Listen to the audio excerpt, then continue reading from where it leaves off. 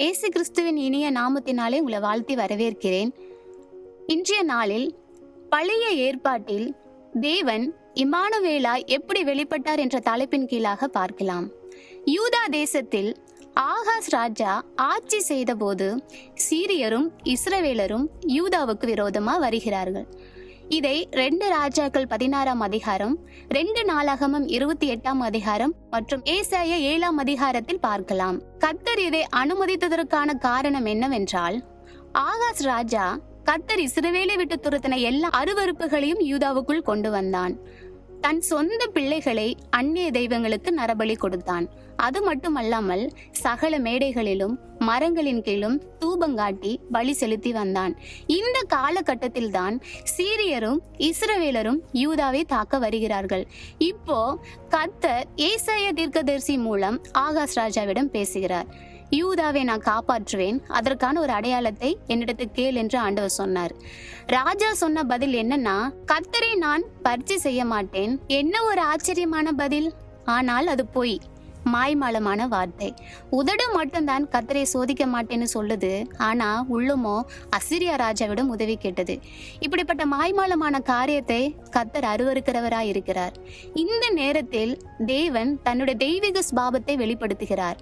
தன்னுடைய உதவி வேண்டாம் என்று சொன்னாலும் ஆகாசையும் யூதாவையும் தேவன் கைவிட்டு விடவே இல்லை. நான் உன்னோடு கூட இம்மானுவேலாய் இருப்பேன் என்றார்.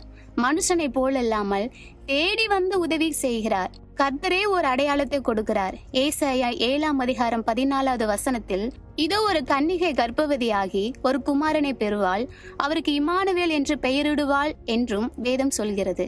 இம்மானுவேல் என்பதற்கு தேவன் நம்மோடு இருக்கிறார் என்று அர்த்தமாகும். யெகோவா ஈரே, யெகோவா நிசி, யெகோவா ஷாலும் போன்ற பல நாமங்களில் தன்னை வெளிப்படுத்தாமல் இம்மானுவேலராய் தன்னை வெளிப்படுத்தினார். 700 வருடங்கள் கழித்து இந்த தீர்க்க தரிசனம் புதிய ஏற்பாட்டின் காலத்திலும் நிறைவேறினது.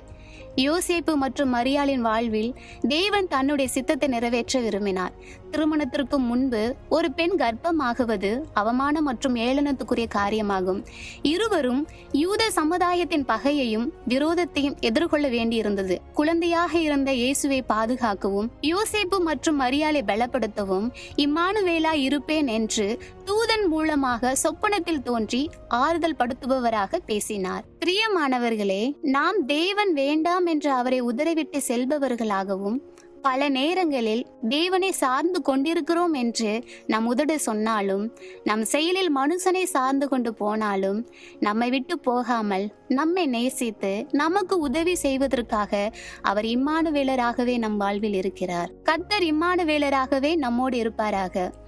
கர்த்தர் உங்களை ஆசீர்வதிப்பாராக. ஆமேன்.